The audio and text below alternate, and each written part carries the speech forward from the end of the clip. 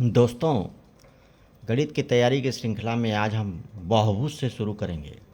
इसको अंग्रेजी में कहते हैं पॉलीगॉन्स। उसका ये फर्स्ट पार्ट है। थोड़ा थोड़ा करके 5-5 6-6 मिनट का हम बताएंगे और ध्यान से सुनिएगा। बड़ा ही कॉन्सेप्चुअल पार्ट है ये गणित का, और लोग समझने में गलती कर देते हैं और प्रश्न काफ़ी इससे पूछे जाते हैं परीक्षाओं में। चलिए देर ना करते हुए शुरू करते हैं। बहुभुज जो होता है ये सरल रेखाओं से घिरी बंद आकृति को बहुभुज कहते हैं। जैसे मान लीजिए यह भी एक बहुभुज है, इसको त्रिभुज बोल देते हैं। यह भी बहुभुज है, इसको चतुर्भुज बोल देते हैं। यह भी एक बहुभुज है जिसको पंचभुज बोलते हैं। तो इन सरल रेखाओं से घिरी हुई बंद आकृति यही सब बहुभुज हैं। अब इसमें हम सबसे पहले समबाहु बहुभुज के बारे में अध्ययन करेंगे। समबाहु बहुभुज माने ऐसे बहुभुज जिनकी सभी भुजाएं एक समान हो और अंतःकोण बराबर हों। जैसे मान लीजिए कि ये एक हम बहुभुज लेते हैं। ऐसे मान लीजिए एक बहुभुज हम लेते हैं जिसमें 1 2 3 4 5 6 हैं। सभी भुजाएं ये बराबर हों और अंतःकोण बराबर हो। अंतःकोण ये होते हैं ये, और ये जो होगा ये बाह्य कोण होगा। तो इसको हम बोलेंगे समबाहु बहुभुज। ऐसे बहुभुज जिसके सभी अंतःकोण बराबर हों उनको जो है, और भुजाएं बराबर हों, उनको हम बोलेंगे समबाहु बहुभुज। अब इनमें से प्रश्न कैसे आते हैं, देखिए ये अंतःकोण है, ये अभी हम आपको बना के दिखाते हैं। इसमें पूछा जाता है कि इसमें प्रश्न बनते हैं कैसे। पहला हम जानिए कि प्रत्येक बाह्य कोण कितना होता है। जैसे मान लीजिए एक हम ये ले लिए, ये इसमें कितनी भुजाएं हैं? 1 2 3 4 5 6 भुजाएं हैं। इसको क्या बोलेंगे? खटभुज बोलेंगे, खटभुज। इसमें 6 भुजाएं हैं। अब इसमें सवाल कैसे आएगा, कैसे निकालने के लिए पूछा जाता है? प्रत्येक बाह्य कोण, प्रत्येक बाह्य कोण कैसे निकालेंगे? बाह्य माने बाहरी। प्रत्येक बाह्य कोण क्या होगा? इसको ये होगा 360 अंश बटा यन। यन क्या है? ये भुजाओं की संख्या है।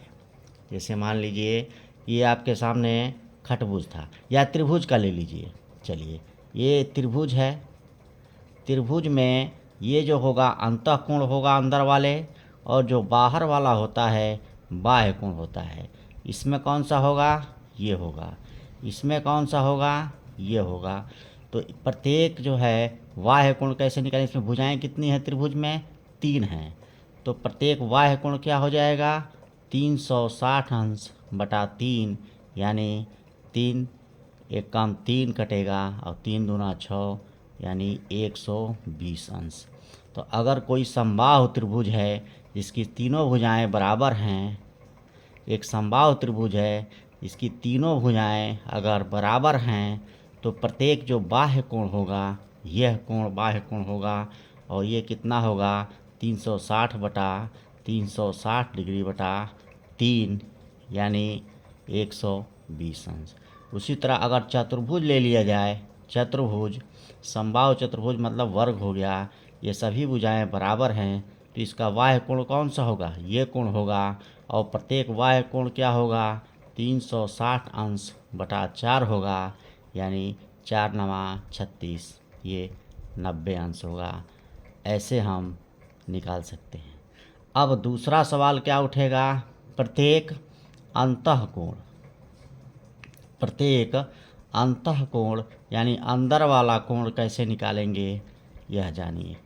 तो प्रत्येक अंतःकोण क्या होगा? और जब हम बाह्य कोण निकाल लेंगे तो हम जानते हैं, जैसे मान लीजिए एक त्रिभुज हम ले लिए, अब बाह्य कोण अगर हमारा निकल जाए तो अंतःकोण ये निकल सकता है, क्योंकि एक सरल रेखा पर कितना होता है? 180 अंश।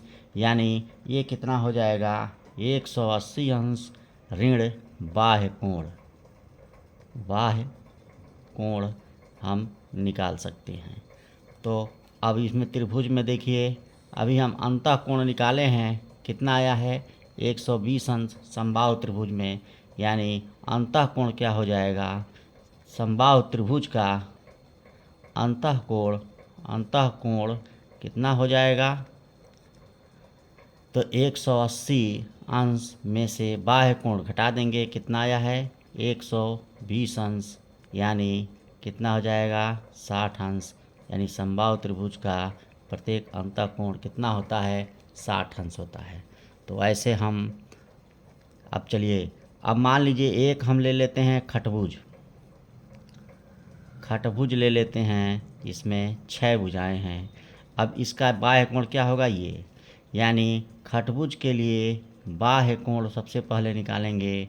बाह्य कोण कितना होगा, यानी 360 अंश बटा 6, क्योंकि 6 भुजाएं हैं, यानी 6 6 36, यानी 60 अंश होगा ये बाह्य कोण। तो अब अंतःकोण निकाल सकते हैं कि कितना होगा, तो अंतःकोण के लिए हम क्या करेंगे, 180 में से इस बाह्य कोण को घटा देंगे, 60 अंश को घटा देंगे, यानी कितना हो जाएगा 120 अंश, यानी खटभुज के लिए प्रत्येक अंतःकोण कितना होगा 120 अंश। तो ऐसे हम बाह्य कोण और अंतःकोण निकाल सकते हैं। तो ये था खटभुज के लिए। इसी तरह हम किसी भी भुज के लिए निकाल सकते हैं, है ना जी। Thank you for watching. Thank you.